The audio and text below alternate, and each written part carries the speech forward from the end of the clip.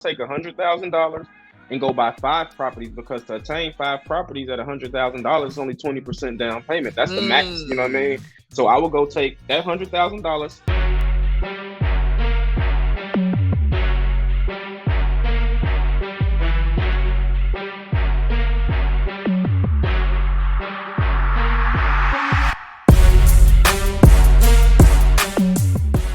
Let's go. What's good, everybody? It is your guy Beez with Entrepreneurship Exposed, and we are back again.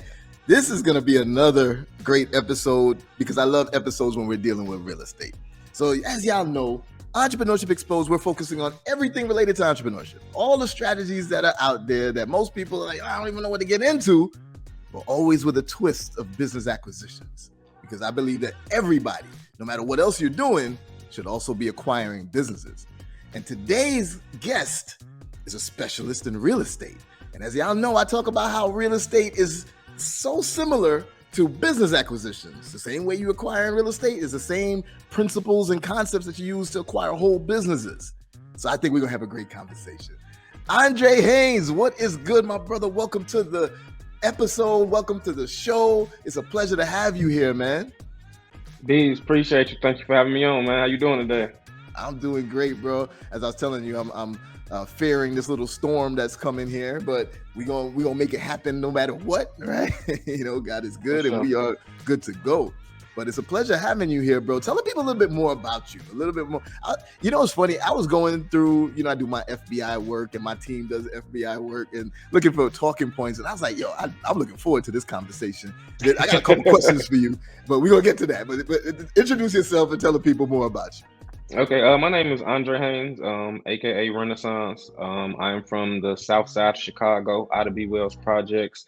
I was born in Chicago, raised in Chicago. Don't come from a whole lot of financial literacy. I was adopted when I was younger, went through some hardships because of the drug epidemic in the late 80s and early 90s. It impacted my family really, really hard. But, just through the grace of God, I've been able to, come out of all of that and use my story as a testimony and become a successful entrepreneur and real estate investor, man. There we go, my brother. Listen, man, that is a blessing. That is an inspiration to the youth. Especially, I did something in Chicago, I want to say it was in 2021, where I brought a group of people. You know BRRR? Coach? Yeah, I know Coach Carter. Yeah. Of course, my guy. So I did it at his spot, at Dream Spots. Dream Spots, yeah. And it was a free event. A bunch of other high performance entrepreneurs. We came out, and it was free as long as you bring a young adult with you, a kid with you, right? Under 21 or something, because the goal was to show the young adults, the next generation, that listen, there's a lot of violence around you. There's a lot of other things around you, but you can still, aim to be successful. And it doesn't have to be the typical way that you may only know when it comes to rapping or it comes to trapping or it comes to, being an athlete or anything like that. So agreed so wholeheartedly. An example, bro. Yeah, agree wholeheartedly. That was my whole thing. Growing up, I felt like those were my only options. I used to rap. I used to, have meetings with labels and do shows with, heavies like T.I., Young Jock at the time, just Fat Joe. And things just never worked out for me. And I had to realize that those weren't the only opportunities I had. I had to go through some hardships to learn and figure it out. But, here we are. That's what's up, man. That's definitely an inspiration, bro. I love seeing people doing, coming from that type of background. I was born and raised in Jamaica, then moved to Brooklyn, New York.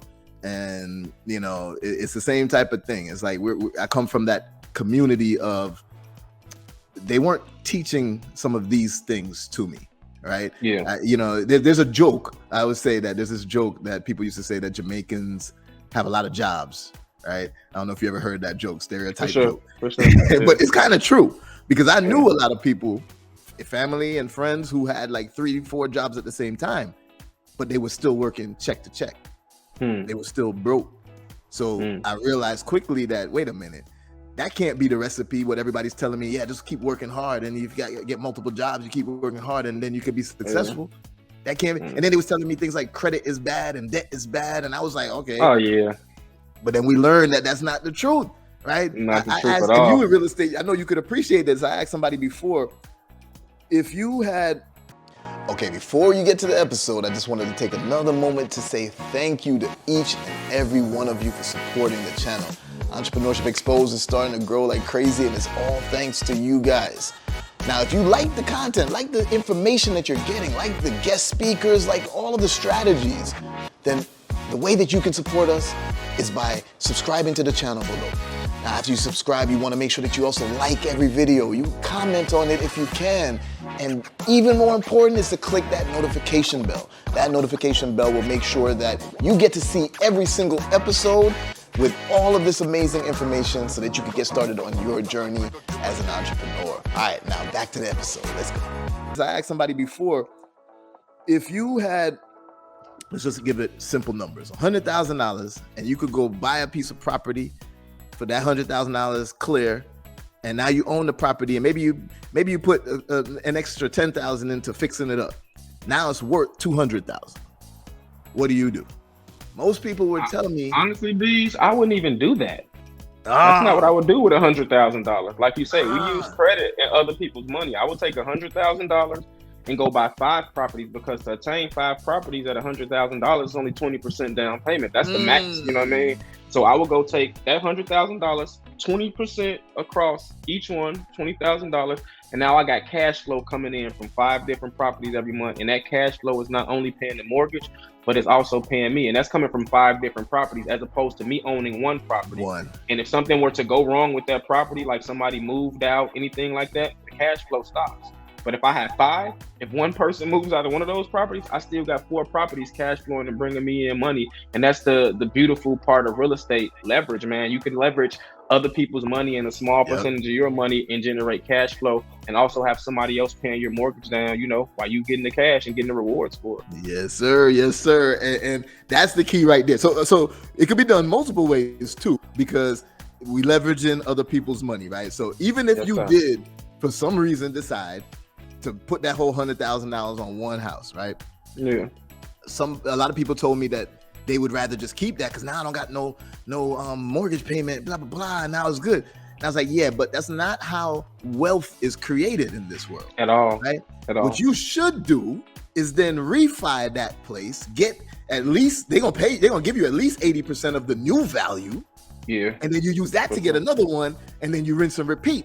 And that's the BRRR method, right? Yes, sir. And I love what you just said, though, because BRRR says the same thing, right? Coach BRRR Carter, he will say the same thing, that he would rather get the properties that are less expensive. Instead of going for that one big $500,000 property to rehab and whatnot, he getting a bunch of them at, $100,000. So he's just doing exactly what you said, splitting it up against, the money that he does have on more properties.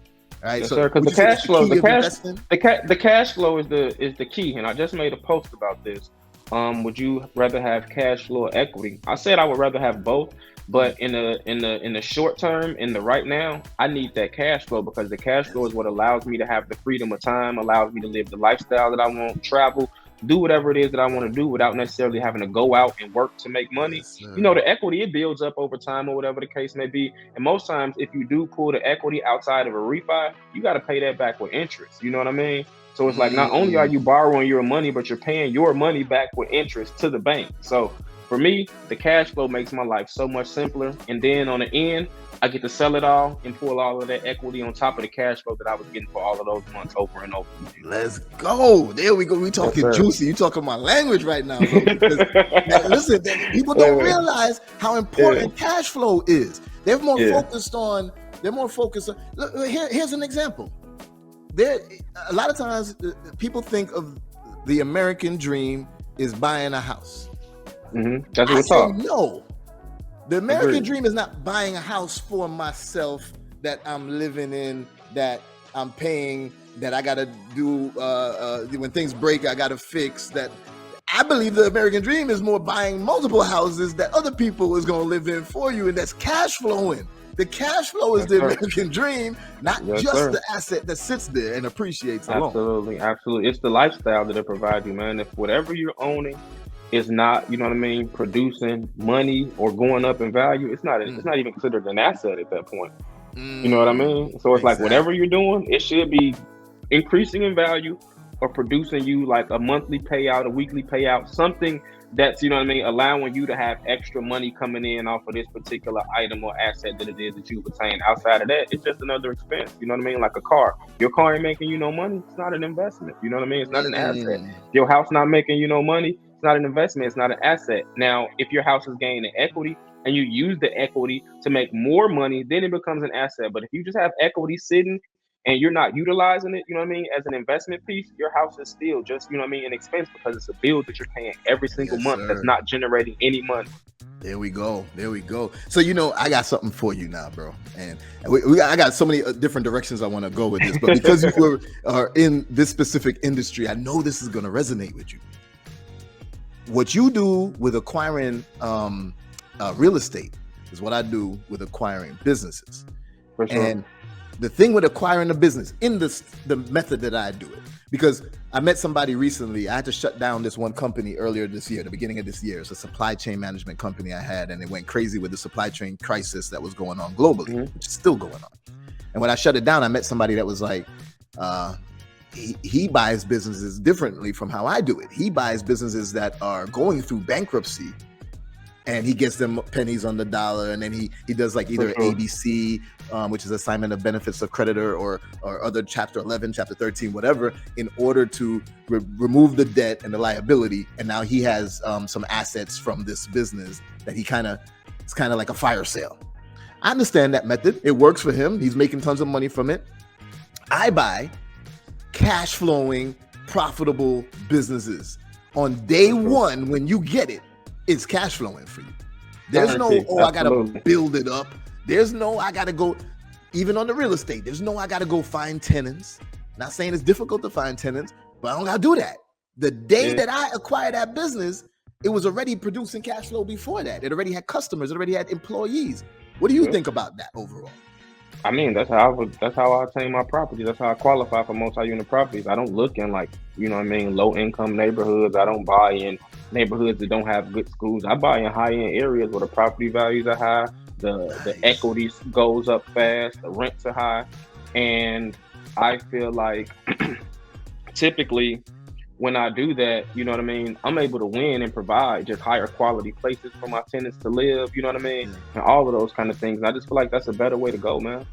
Just like buying cash, because essentially if you use your money for something that starts making you money right away, that feels so much better than having to wait on your money to come in, not knowing if and when it's going to come back, any of that, man. That turnkey investment, man, it don't get no better than that. My first property that I bought, the first day that I closed on it, I started getting rent checks that day because the building was already occupied outside of the unit that I moved in.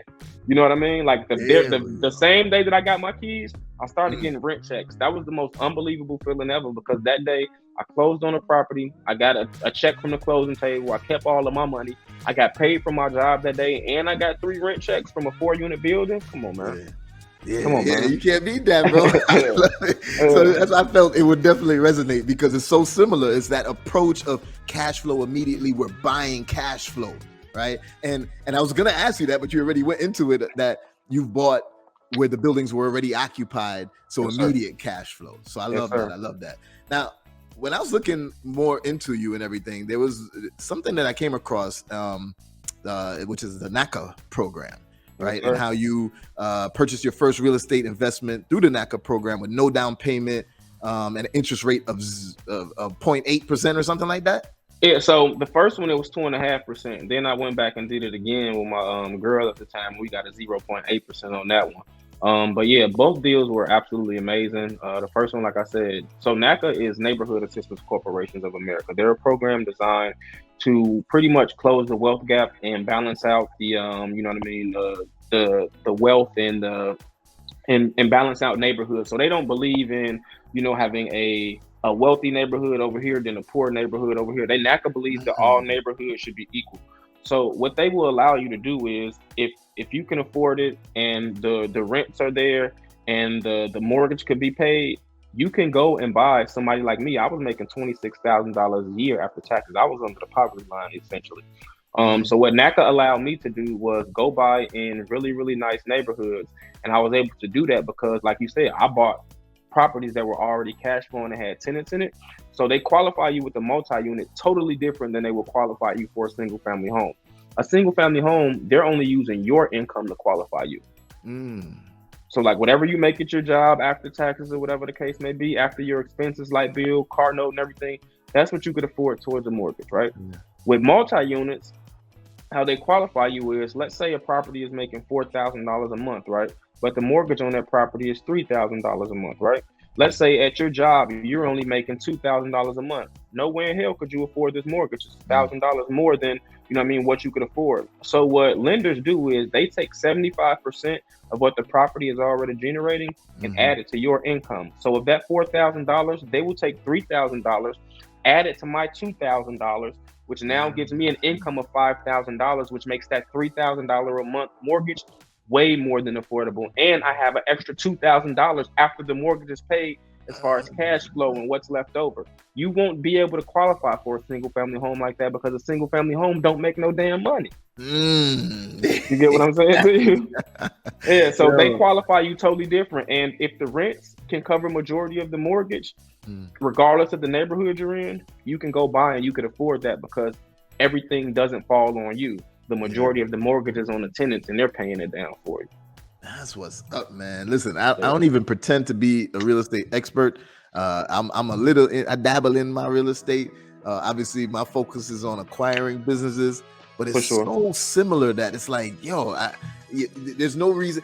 There's three ways that I say all the time of how to create wealth in this country, in this world.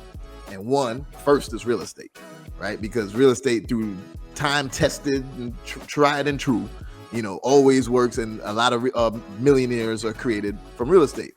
The second is the financial markets, especially right now. If you're not dollar cost averaging into the stock market right now, then you're missing out.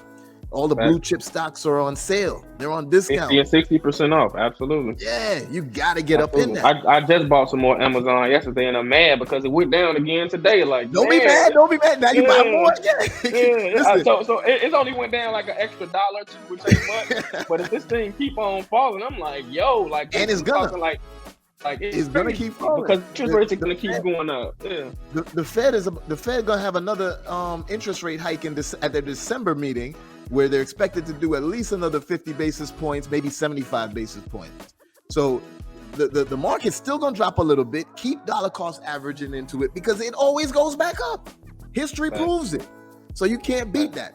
But then the third way to create the most wealth in this, in this world, in this country, is owning a business, whether you build it or buy it. Right now, building one from scratch, the odds are against you. You got over 80% of businesses that first start up are gone in 5 years. You also have less than 5% even make it to 7 figures in revenue. So if you go acquire a business, you want to acquire one that's older than 5 years and already got to 7 figures in revenue, so you skip this. You can beat those odds. Absolutely. You already beat those odds when you buy a business like that. Yep. Yes, sir. But then at the same time, even though right now is great for stocks, it's great for business because we got so many baby boomers that are retiring and they're motivated sellers. And that's who I focus on, is motivated sellers, in order to have creative deal structuring with them, right? So that I can acquire a business with no money out of my pocket. But then at the same time, even in real estate, prices were astronomical, but it's about to drop significantly. What do you think was going to happen in this recession? How much real estate prices might drop by? We're already seeing prices drop, 5 to 10%. With the interest rate steady going higher, it causes, people to shop less, to go out and get loans less. So, and when people aren't shopping and there's no demand for real estate, you could drop, 30%, 40% possibly, depending on how bad the real estate hikes get. How bad the interest hikes get. But the thing about real estate is, I will say this, I don't think it's going to drop too crazy. Maybe another 5, 6%, based on the amount of supply that we have. We still don't have a ton of houses on the market, or just available. So there are more people who are looking for homes than there are houses available. So supply and demand is still an issue, So until they go into what's called the hyper supply phase, where they're just like building houses and homes and just properties really, really fast to try and catch up with the demand. I don't think we're going to see a crazy, 2008 style drop, probably for another, 2023 essentially right now. Probably starting maybe in another 3 or 4 years, maybe around 2026 or so, because what happens is they have to start building a lot of houses.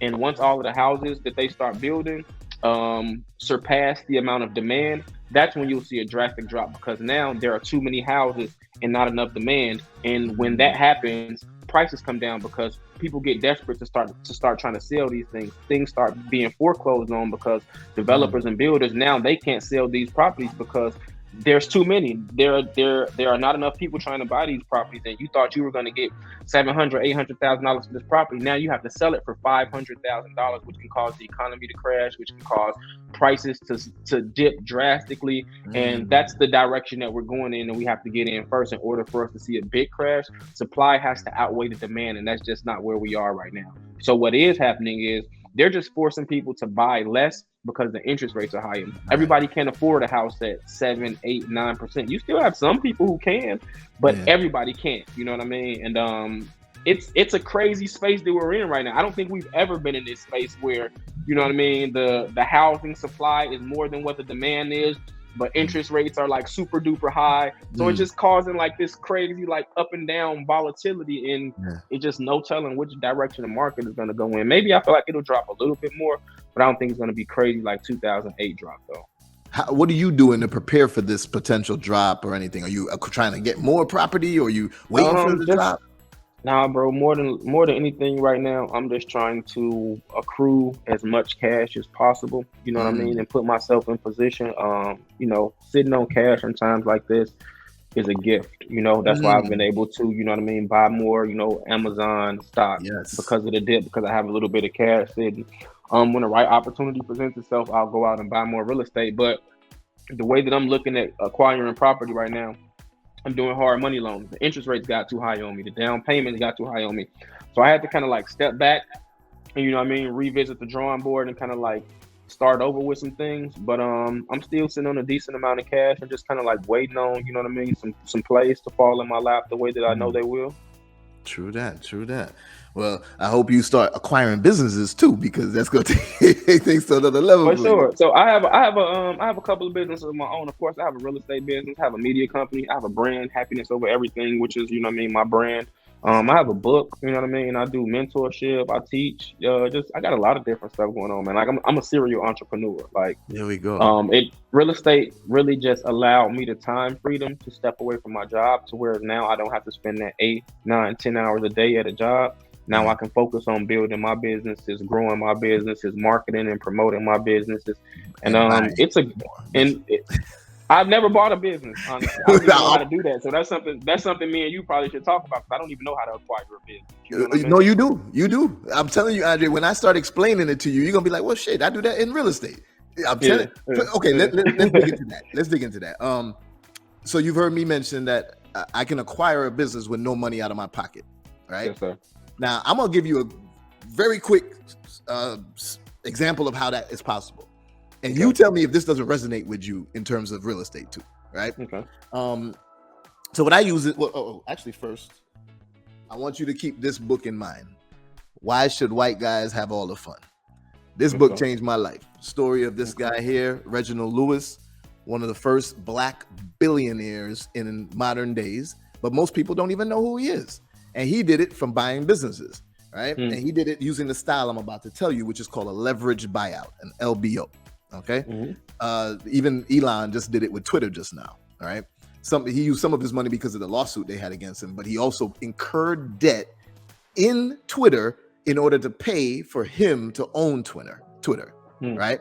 So now imagine somebody selling a business for $1 million. The first thing I'm going to ask them for is seller financing, which is owner carry. I know you know that term, right? Now, seller financing to the audience, that's gonna mean I'm gonna pay a percentage of that 1 million over time, right? Over let's say 5 years, right? Now what's a typical amount?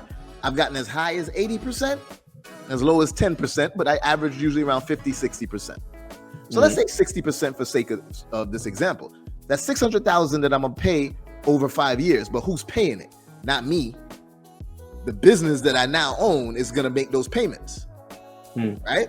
So that $600,000 didn't come out of my pocket. I acquired a business that's gonna pay for it, and I already knew that the business could afford it because I saw the financials up front, right? So now, okay, what about the remaining $400,000? Well, there's other elements that you could stack on top of the deal, right? You could do something called DDP, deferred down payment. I'm gonna pay that $400,000 in 30 days or 60 days, right? And then I take over the business on day one. On day two, maybe I'm gonna get a fintech loan, revenue-based financing loan. That doesn't require my credit, doesn't even require business credit. It's only transactions in the business. They're gonna be like, oh, you've been running a couple $100,000 through your merchant account each month. We'll give you $200,000 and take the rest, take 5, 10, 15% out of every transaction going forward until it's paid off. Okay, cool. So that $200,000 that they give me, I'm gonna use to pay the seller, right? Because remember, I had DDP, which deferred it for a bit. So you see how I'm stacking the deal with different things where who's paying back that revenue-based financing loan? Not me again, the business.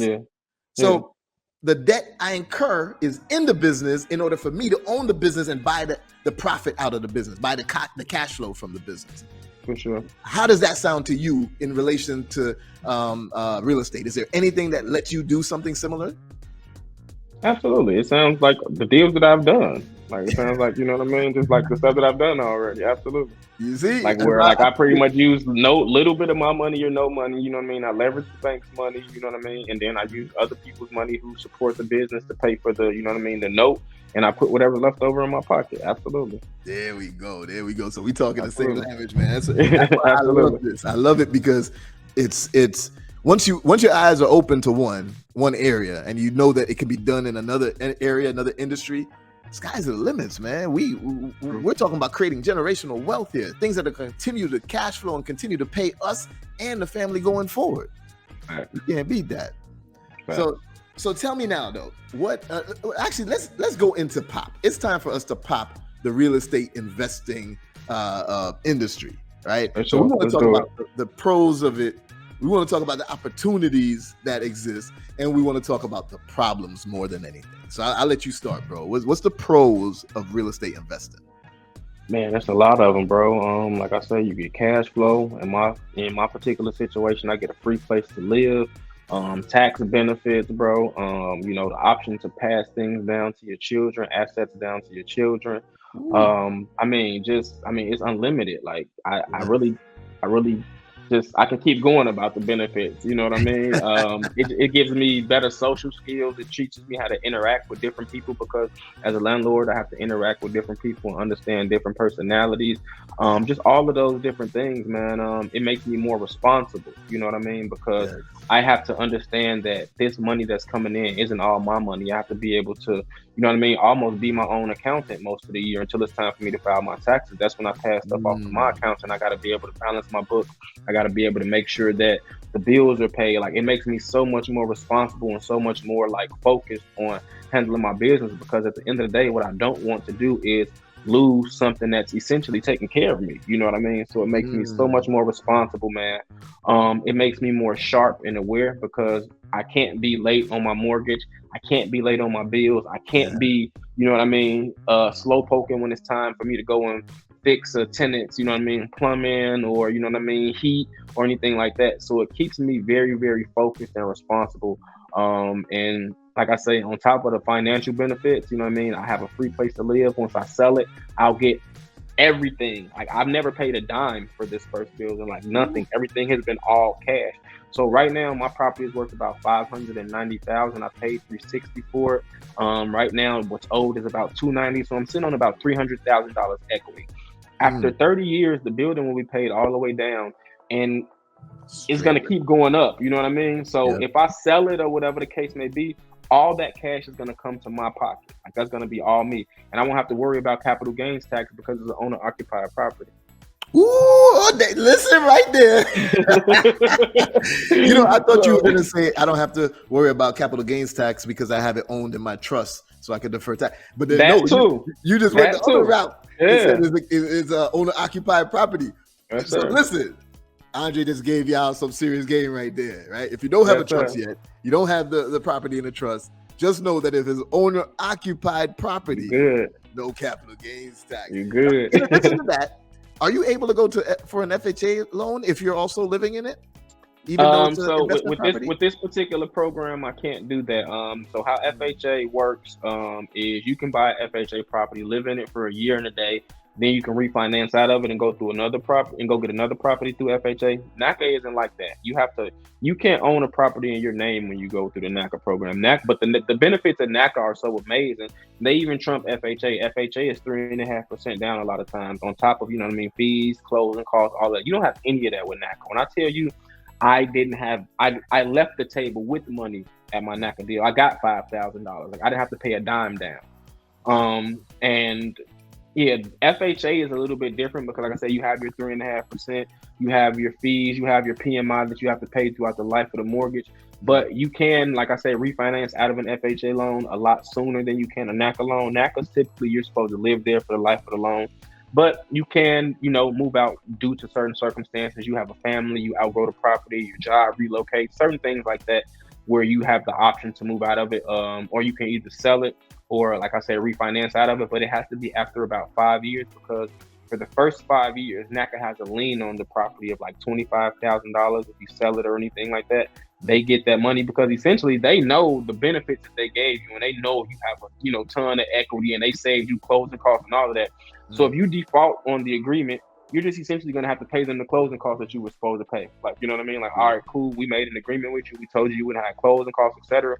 You can't do anything for 5 years. And after 5 years, you're free to do whatever it is that you want to do. I love that. I love that. And, another term, and I guess it's required in NACA, but a term that a lot of people use is house hacking, right? House hacking, yes, sir. When you live in it. Explain how. You explain how. You the expert. Yeah. So the NACA program is set up for you to house hack. You know what I mean? Especially if you go and what I teach in my program for people who come and join my program for the NACA program is don't use the program to go buy a single family home. Don't use it to buy a 2-unit. Don't use it to buy a 3-unit.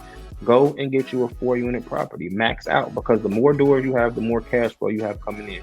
And then too, let's say somebody moves out. You still have 2 doors that are paying down your mortgage, and you're not paying anything. If 2 people move out, you still have 1 door that's paying your mortgage. You know what I mean? And you may have to come out of a little bit, but if you go get a 2-unit, if one person moves out, everything falls on you. If you go get a 3-unit, if one person moves out, you know what I mean? It's on you and that other person. But when you get 4 units, it's rare that you're going to have more than one person moving out at the same time, because you're going to structure your leases where people are expiring 2 months apart. So it's rare that you're going to have everybody moving out at the same time. So that way you put yourself in position to always be cash flowing, always get your mortgage paid, and none of it is ever falling on you if you max out and you go out to a 4-unit. Nice, bro. Woo. Okay. So let's keep going. There's way too many pros when it comes to real estate. A lot of pros. We could have a whole show just talking about the pros. Yes, sir. So what are the opportunities that are new, that are coming into the industry, why people need to go into real estate investing, and in particular maybe through the NACA program? The opportunities are endless, man. The opportunities are endless. Depending on where you are, like I said, you have the option to go and buy a property with no down payment, no closing costs. They pay for your attorney, they pay for your agent, they pay for your your appraisal. Like, you know what I mean? You don't have to worry about any of these things. These are opportunities that you have and that you won't have with anybody else. You know what I mean? This is strictly the opportunities that you get with NACA. You have the opportunity to meet and network with so many different people, you know what I mean, who are in your industry as far as real estate, different contractors, real estate agents, just like for example, Beez. Like I know Beez now, and I'm on Beez's podcast because real estate exposed me, you know what I mean, to these type of environments and these type of people. Earn Your Leisure, Black Wealth Renaissance, like Bigger Pockets. I'm doing all of these different podcasts and doing all of these different shows and stages because real estate has given me these opportunities and exposed me to these things and these people. And all I've done was pretty much tell my story about the NACA program and how NACA can pretty much change your life if you take advantage of the program and use it the right way. And those are some of the opportunities that I've come across through real estate and through the NACA program, man. Nice. There we go. I see a guest in the audience said, "Can I buy this podcast?" Yes, you can. Not yet. Let me build it up a little bit more first. It's worth more. And yes, it is the NACA program. NACA stands for, again, the Neighborhood Assistance Program of America. No, Neighborhood Assistance Corporations of America. That's what the C is for. Sorry, Neighborhood Assistance Corporation of America. Yep. There we go. Perfect. All right. So now you got to figure out some problems to tell the people, though. Oh yeah, for sure. I have a whole series called The Landlord Life on YouTube based on problems. You're gonna have a lot of problems as a landlord. You know what I mean? You got, roofs that leak. You know what I mean? Because of old age, like properties depreciate. They're just like cars. Things go bad over time. You know what I mean? You have appliances in the properties that go down, refrigerators, stoves, ovens that you may have to replace, furnaces. You know what I mean? Things get old. Windows may need to be replaced. Like there are a lot of problems. Like in 2020 during the pandemic, I incurred a $33,000 plumbing issue. You know what I mean? Like there are just going to be problems that come with owning property, but the long-term benefits far outweigh, the problems that you're going to have. But with the problems, they can be big problems if you're not prepared for them. You know what I mean? Who has $33,000 just sitting like that? You know what I mean? Fortunately for me, I did at the time, but I didn't have to use all of my cash. You know what I mean? I was able to leverage credit, interest-free credit, pay it down over time. And I'm still paying it down right now. You know what I mean? But at the end of the day, I didn't have to liquidate, all of my cash because I know, financial literacy, and I know I can leverage my credit and take advantage of things like that. There will be, just issues with your tenants sometimes. Everybody is not responsible. Everybody is not respectful. Everybody doesn't care about this being your business. You know what I mean? Some people just don't care. So you're going to have to, understand that you're dealing in a people business as well. It's not just real estate. Like real estate is a people business. Real estate is a personality business. Real estate is like a psychology business. Understanding who your tenants are, the kind of people they are, just the kind of personality you need to approach these people with so that things don't get crossed up and y'all not bumping heads. So you will incur these kind of problems, but these kind of problems are few and far in between. The pros and the opportunities outweigh the problems. So if you have an opportunity to get in real estate, do it. Don't wait. You know what I mean? It's one of the fastest and most reliable things that closes the wealth gap in America right now today. And that's what we need to be focused on as minorities. And that's closing the wealth gap because we are so far behind because we don't own nothing. Yes, sir.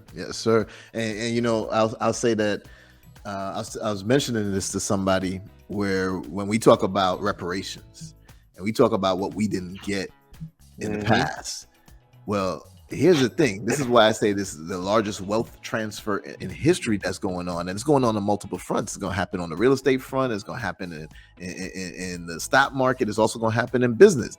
Because there's a business I was looking at the other day. It actually didn't go through in the acquisition. But that business was 102 years old. So the reparations or the 40 acres and a mule that, we didn't get then and somebody else got, I'm going to take it from them now. You know what I'm saying? Like now it's like, okay, as long as you learn these strategies, real estate investment, acquiring businesses, now it helps to close that wealth gap. It helps to close the disparity that we've had across generations because we can actually seize those assets right now, take them over and start a new path for our community. So yeah, I'm 100% with you, bro. And I love the fact what you're doing with it.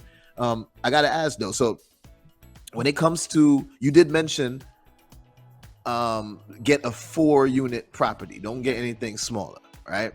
I mean, if you can. So I know and I understand that every region is different. Some places don't even have 4-unit property. Some places might even have a max of 2 units. You know what I mean? Get whatever you can that's going to bring in some extra cash. You know what I mean? Even if you don't, like, I teach things like peer space, which is a similar to Airbnb thing, but it's not overnight. People can, rent out your space for a dinner party, take pictures, shoot music videos, or whatever the case may be. And I do very well with peer space in one of my properties as well. And people are only at my house 2 or 3 hours at a time, and they're paying me, $300 a visit. You know what I mean? $150 an hour to utilize my space. And there are other ways that you can turn your, liabilities into assets. And you just got to be creative and find ways to make money off things that you typically wouldn't make money off of. You know what I mean? And there are a ton of different ways out here to do it. There's so much information out here. You just got to do your due diligence and just figure it out, because the opportunities are endless. For sure. Would you recommend? And I know that you have to have, it has to be a certain size property or something in order for you to get a property management company. So would you recommend, in order to avoid some of the pitfalls of being a landlord, you need to have something big enough in order to get a property management company? Yeah, I would suggest wait till you scale your business, because essentially a property manager is just eating up your cash flow. You know what I mean? Because a lot of things that they're doing, you can do yourself with a home warranty. So, for example, I have a home warranty on my property, which is essentially like having a warranty on your car. It's different from car insurance, but a warranty is essentially if anything in the property goes bad, whether it be a refrigerator, a stove, plumbing, light fixtures, any of that stuff, they'll come out and fix it for a deductible of $100. And I pay like $60 a month for that service. You know what I mean? As opposed to me paying a project manager 10% of whatever my income is. So if I make $4,000 a month off my property, then I have to give the property manager that 10%, $400 on top of it's my responsibility to fix any issues that come up. You know what I mean? Yeah. So not only am I coming off $400 every month, but I'm responsible to go and pay and get things fixed.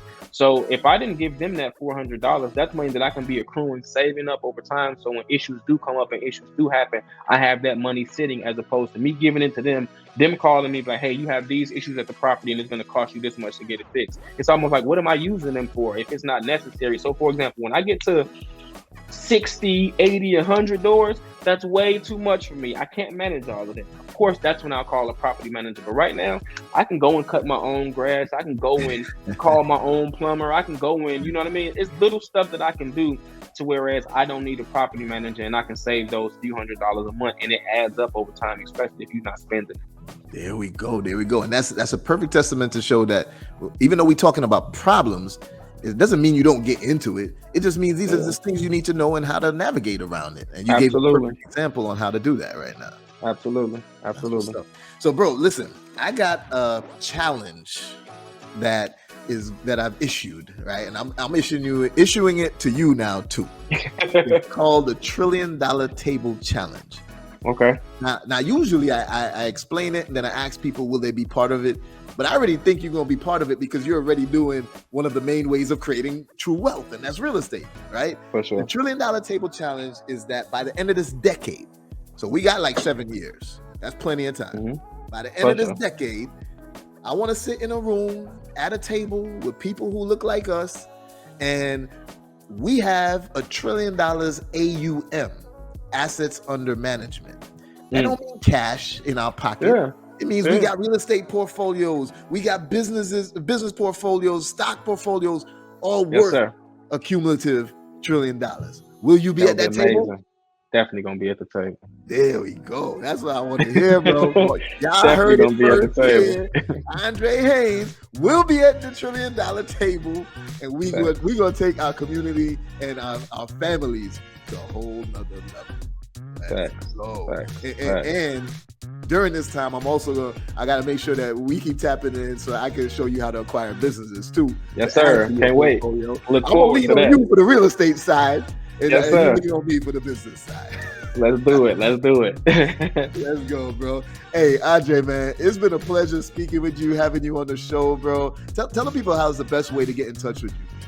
As you see here at Renaissance 125 across all my socials, whether it be Instagram, Twitter, Facebook, YouTube, you know what I mean? It's all there at Renaissance 125. That's my brand. I stand on it. I stand behind, you know what I mean? Like Frank Lucas say, like Pepsi, that's a brand name, baby. I stand behind it. Like, you know what I mean? You can find me at Renaissance 125, everything, man. Go to my YouTube channel. You can get a lot of dope content, insight on, you know what I mean, my landlord life series, and just like, the creative mind behind Renaissance, because I'm super creative and I make a lot of dope content too around what I do in my lifestyle. Let's go, bro. Hey, I would love to go live with you on IG sometime soon, man. Because I think, keeping the message on acquiring businesses and acquiring real estate and how similar it is, I think that's powerful, bro. I'll probably tell Carter Perdue to come on with us too. So if you're down, let's make it happen. For sure. Yeah. I haven't met him personally, but he hit me in a DM one time. He's like, man, bro, like I see what you're doing. We got a lot of mutual people in common.